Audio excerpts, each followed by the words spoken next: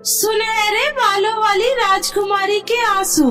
चित्तौड़गढ़ राज्य का राजा बहुत ही घमंडी था। उसे अपने आप पर बहुत ही घमंड था। एक बार की बात है, 3 सालों से चित्तौड़गढ़ राज्य में बारिश नहीं हुई और भयंकर सूखा पड़ा, जिस वजह से चित्तौड़गढ़ की प्रजा बहुत ही दुखी थी। वहाँ के राजा अग्रसेन भी इस बात से काफी चिंतित थे, लेकिन किसी के हाथ में कुछ भी नहीं था। इसी बीच राजा अग्रसेन की पत्नी अलका ने एक प्यारी सी राजकुमारी को जन्म दिया। उस राजकुमारी के पैदा होते ही राज्य में खूब वर्षा हुई और हर तरफ हरियाली छा गई। वहाँ के लोगों को सोने से भरा खदान मिला। राज्य में हर तरफ खुशियाँ ही खुशियाँ छा गई। यह सब देखकर राजा और रानी बहुत ही खुश हुए। जब नन्ही राजकुमारी का नामकरण हुआ तो वहाँ बहुत सारी परियां उन्हें दुआएं देने के लिए आई। हे महान परियां, आपका हमारे इस महल में स्वागत है। कृपया अपने आशीर्वाद से मेरी बेटी को आशीष दे। तभी भलाई की महान परी आगे आई और बोली, हे प्यारी राजकुमारी, आज से तुम्हारा नाम तराना रहेगा और तुम हर किसी से प्यार करोगी और सबके लिए तुम्हारे दिल में प्यार रहेगा। ओ मेरी प्यारी राजकुमारी, तुम्हें इस प्रकृति के हर एक चीज से प्यार होगा। तुम बहती हुई धाराएं और पशु पक्षी के भी सुर से सुर मिलाओगी। तुम बहुत समझदार राजकुमारी बनोगी। तुम बदला लेने की बजाय माफ करने को अहमियत दोगी। कामयाबी की जगह ज्ञान और घमंड की जगह खुशी को चुनोगी। अंत में खजानों की परी की बारी आती है और वो राजकुमारी को आशीर्वाद देने आगे आती है। तुम्हारे आंखों से गिरने वाले हर एक आंसू मोती में बदल जाएगा।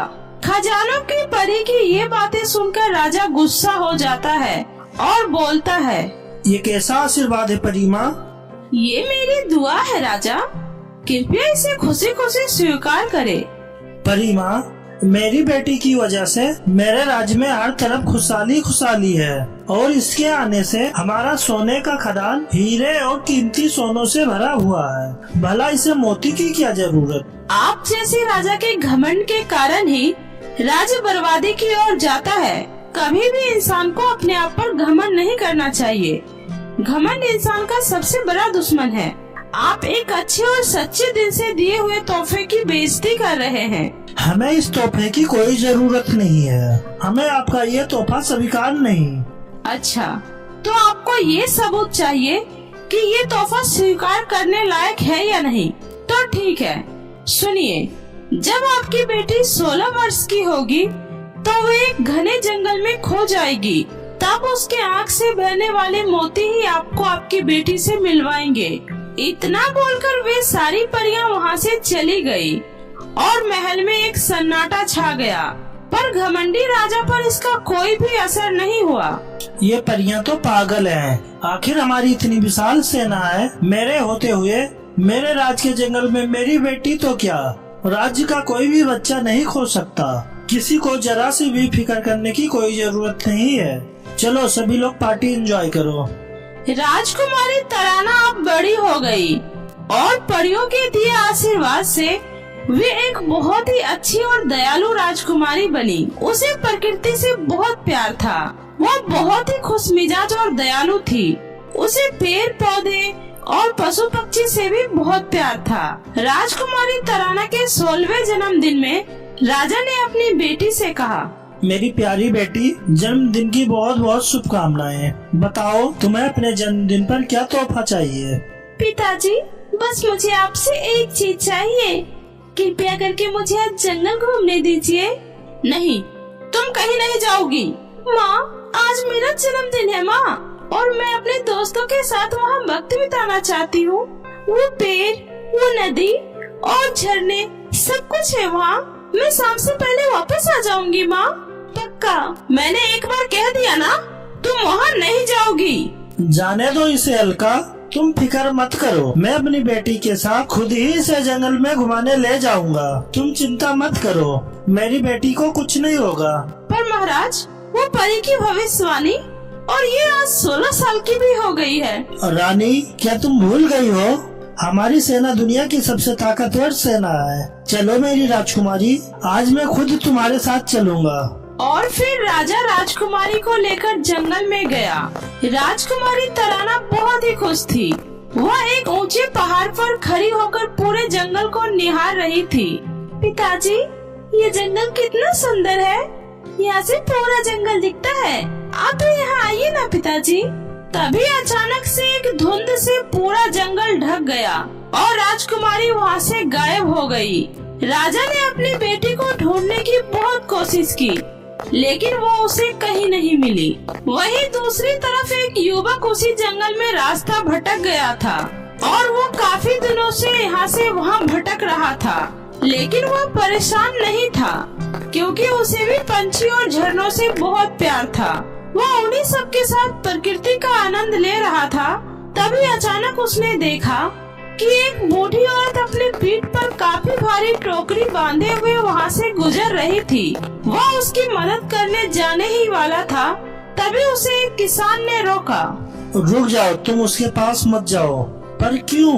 वो बहुत बूढ़ी है, हमें उनकी मदद करनी चाहिए।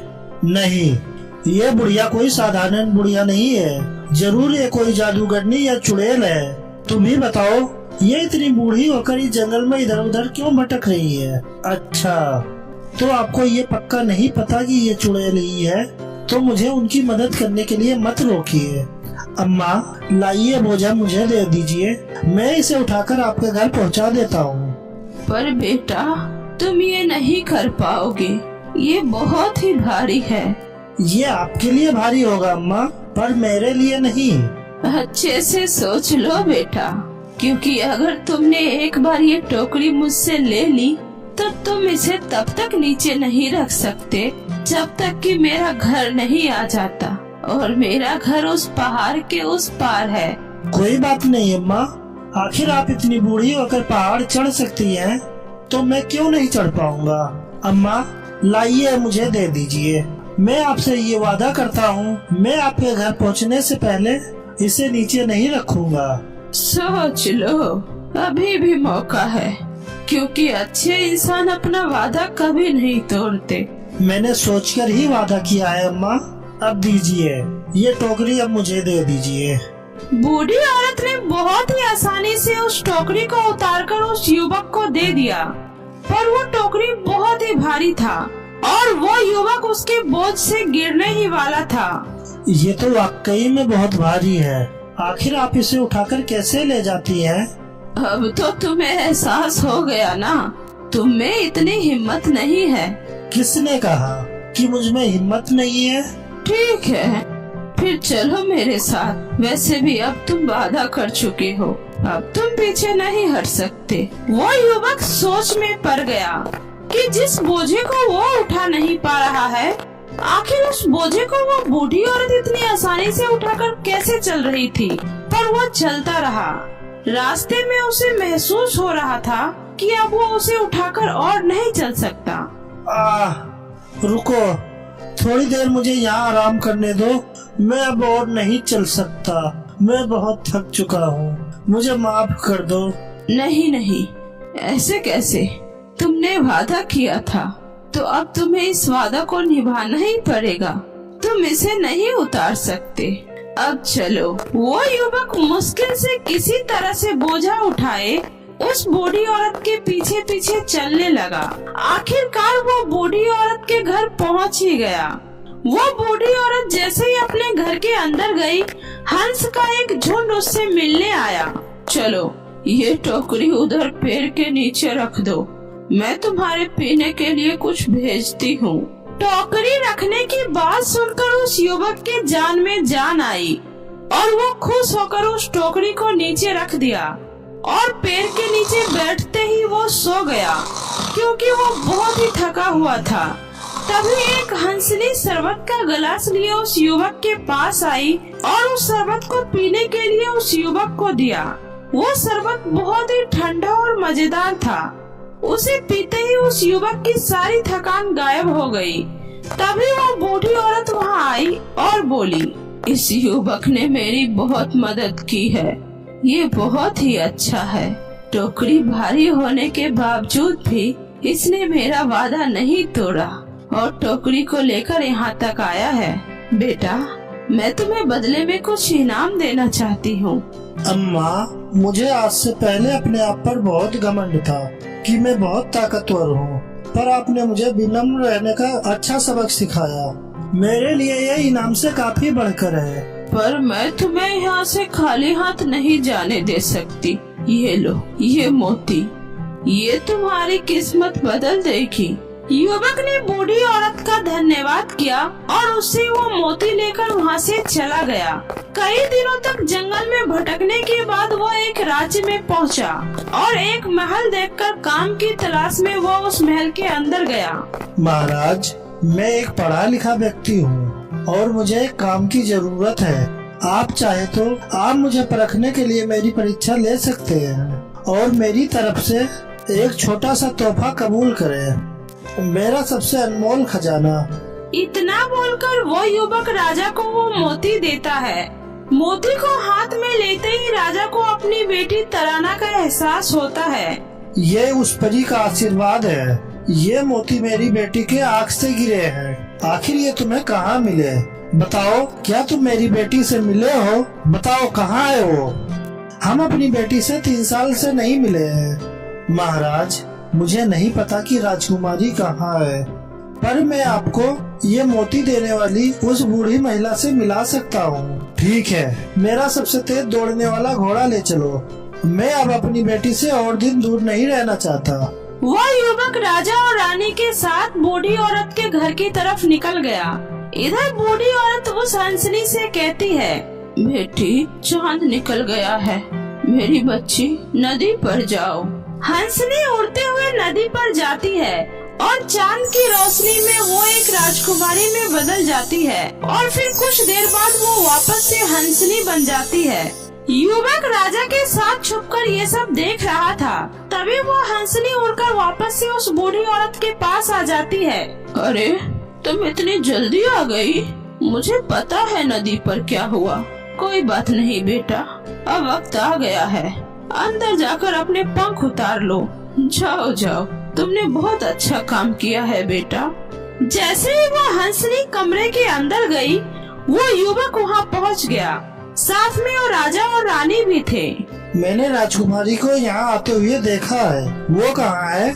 वो अब हंसनी बन चुकी है, पर अब वो असली रूप में आ गई है। तभी तराना अपने असली रूप में अंदर से बाहर आती है। ये रही आपकी बेटी महाराज।